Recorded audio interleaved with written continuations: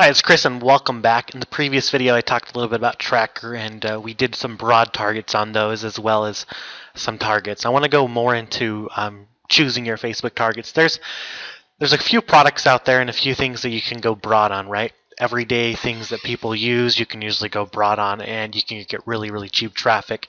It's also a very cheap way to build a list. It's one of the methods we've used to build a cheap list across multiple niches, multiple products that we're currently promoting, is find products where it has an everyday use, such as the Tracker, right? Because everybody nowadays has a smartphone. If they're on Facebook, they're probably on their smartphone. So with that being said, I'm going to show you Audience Insights. This is what this video is about. So I showed you a little bit about Power Editor and how that works. We're going to go over to Tools, and we're going to go to Audience Insights. And you just click on it. I actually have a tab open already for it. So when you're first taken to Audience Insights, let me just close this out, and we'll do it from scratch. Oops, wrong button there. Tools, and then Audience Insights. Audience Insights is a great way to find targets for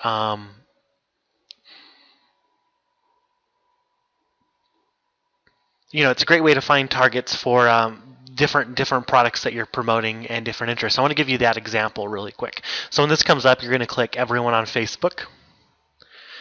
And for interest, the first thing you'd want to type in if you're promoting, Tracker, you're going to type in Tracker and see if it comes up. Now, if it didn't come up, we'll talk about that scenario too, but it did, so that's a good thing.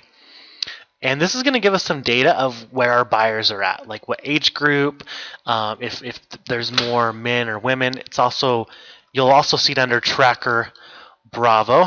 There it is. Okay, and we'll put those two targets. So demographics, it's actually 50-50 split, so you can target both the males and females. We got a lot of buyers across the board. See, not too much in the 18 to 24, which is good. That's where we avoided. We started right at 25, where buyers pick up.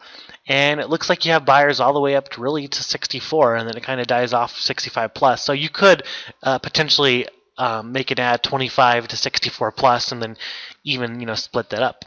What's cool is this gives you a lot of data that you can look at. It even tells you like the lifestyle, the relationship status. There's a lot of data that you can pick up here.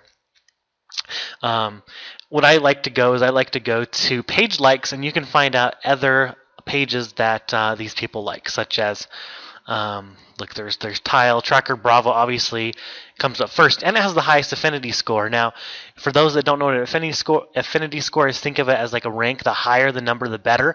Typically, anything that's over 50x is really good, and the higher the better. So this is really good, 276.9x. This would be a very good target. This is where all your fan base is. It also shows what apps they like, what websites they like, Touch of Modern, Dollar Shave Club. So these are other targets you could put into your ad. Survival Life, GoPro, Groupon. So these are other targets. It just gives you some ideas. And it kind of shows you how relevant they are. You can go to location and just see where your top buyers are. And it looks like compare, you got plus 1,000. It looks like California. So with this data right here, we can make an ad just going broad through California. So that's pretty good data that we have here. California. So there's some, gives you some ideas for split testing out your ads. All right, tells you the frequency of ads clicks, device users. That that's some good data. Household even.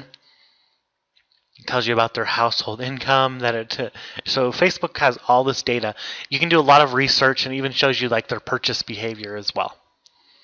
So a lot of different data here that you can put into your ads, but the thing you want to get out of it is you just put in these additional entries here. Now let's say they didn't exist for whatever reason, then you could put something that is closely related to Tracker, the Tracker Bravo, such as maybe one of the websites or magazines that was featured on. So like 9 to 5 Mac, Wired. You want to find something that's closely related. So like, for example, let's say we didn't find Tracker, we could do something like Wired magazine to get some ideas.